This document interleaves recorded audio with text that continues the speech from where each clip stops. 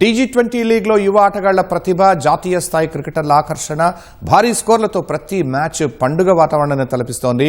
League దశలోనే జట్లు అంచనాలకు మించి పరుగుల వర్షం కురిపిస్తూ మ్యాచ్లను రసవత్తరంగా మార్చుతున్నాయి.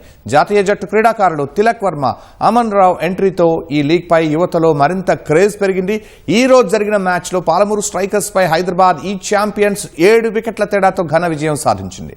రసవత్తరంగా సాగుతున్న లీగ్లో ఉత్కంఠ రేపుతున్న మ్యాచ్లపై మా ప్రతినిధి నాగార్జున అందిస్తున్న ground report.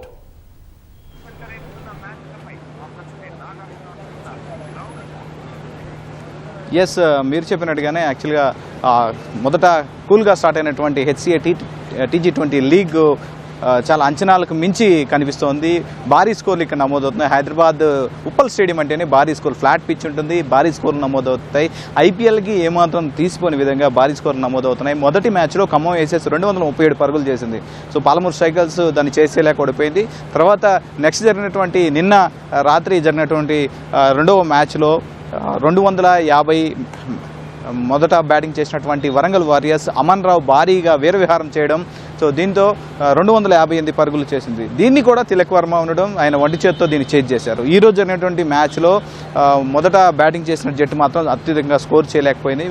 Palamuru strikers 141 runs చేసింది. సో దీన్ని ఈజీగా హైదరాబాద్ ఈ ఛాంపియన్స్ చేసింది. సో మొదట ప్రారంభమైనటువంటి కూల్గా ఈ స్టార్ట్ అయినటువంటి టీజీ20 లీగ్ ఇప్పుడు అంచనాలు దాటిపోయింది.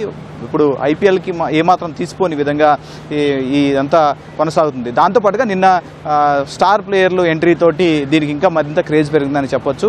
తిలక్ వర్మ శ్రీలంక టూర్ ముగించుకొని నిన్న మ్యాచ్కి హాజరవడం దీనికి మరింత క్రేజ్ తెచ్చిపోయింది. సిరాజ్ కూడా మ్యాచ్కి హాజరవుతున్నా అతను కూడా హాజరై ఉంటే కనుక ఇంకా క్రేజ్ పెరిగి ఉండే అవకాశం ఉంది. సో ఏది ఏమైనా సరే ఇప్పటివరకు జరిగినటువంటి 4 మ్యాచ్ల్లో అంచనాలకు మించి ఒక జట్టుకు మించి ఇంకొక జట్లు ఎత్తుకు పై ఎత్తులు వేస్తూ విజయాలు సాధించారు. కొద్దిసేపు కింద జరిగినటువంటి హైదరాబాద్ ఈ ఛాంపియన్స్ అండ్ పాలమూరు స్ట్రైకర్స్ మ్యాచ్లో సునాయాసంగా హైదరాబాద్ ఈ ఛాంపియన్స్ పాలమూరు స్ట్రైకర్పై విజయం సాధించింది. 15.4 ఓవర్ల లక్ష్యాన్ని ఛేదించింది. అబ్దుల్ రెడ్డి 35, గణేష్ గడుగు అండ్ రెడ్డి ఇద్దరు కలిసి కూడా హాఫ్ సెంచరీతో చెలరేగడం.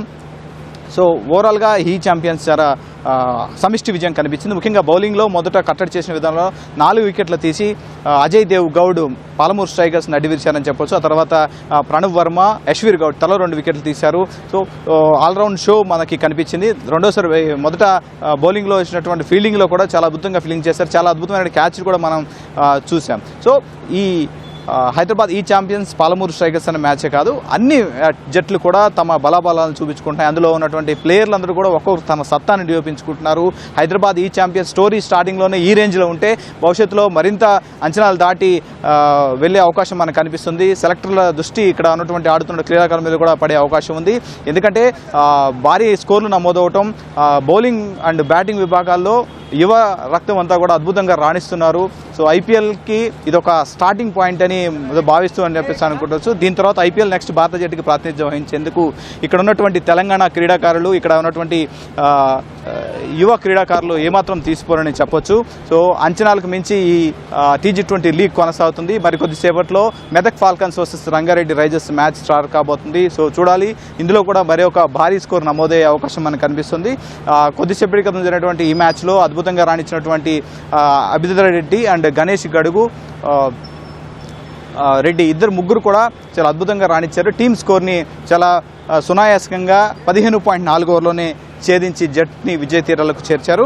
సో ప్రస్తుతానికైతే పోస్ట్ మ్యాచ్ ప్రజెంటేషన్ జరుగుతుంది. సో మరికొద్దిసేపట్లో స్టార్ట్ అయ్యేటువంటి Rangareddy Risers and Medak falcons మ్యాచ్లో ఇదొక టఫ్ మ్యాచ్ అని చెప్పొచ్చు. ఎందుకంటే నిన్న మెదక్ ఫాల్కన్స్లో తిలక్ వర్మ అద్భుతమైనటువంటి సెంచరీ చేశారు. 136 పరుగులు చేసి జట్టును విజయ తీరాలకు చేర్చారు. సో రంగారెడ్డి రైజర్స్తో తలపడేటువంటి ఈ రోజు మ్యాచ్లో ఎంత స్కోర్ చేసి చూడాలి. టాస్ గెలిచి మొదట బ్యాటింగ్ ఎంచుకున్న జట్టు భారీగా స్కోర్ నమోదయ్యే అవకాశం కనిపిస్తుంది. ఏది ఏమైనా సరే మీరు చెప్పినట్లు టీజీ20 లీగ్ అంచనాల మించి భారీ స్కోర్ నమోదవటం, సో ఫ్యాన్స్ కూడా మొదటి మ్యాచ్కి ఈ మ్యాచ్కి గణనీయంగా పెరిగారు. సో మరికొన్ని భవిష్యత్తులో జరిగేటువంటి మ్యాచ్ కూడా ఫ్యాన్స్ సంఖ్య కూడా పెరిగే అవకాశం ఉంది. ఈరోజు సుమారు 10,000కు చేంజ్ వరకు ఇక్కడ అభిమానులంతా వచ్చి ఎంకరేజ్ చేశారు రెండు జట్లకు సంబంధించినటువంటి అభిమానులు. సో భవిష్యత్తులో కూడా ఇంకా ఈ క్రేజ్ ఆల్రెడీ సోషల్ మీడియాలో విపరీతంగా దీన్ని ట్రోల్ చేస్తున్నారు.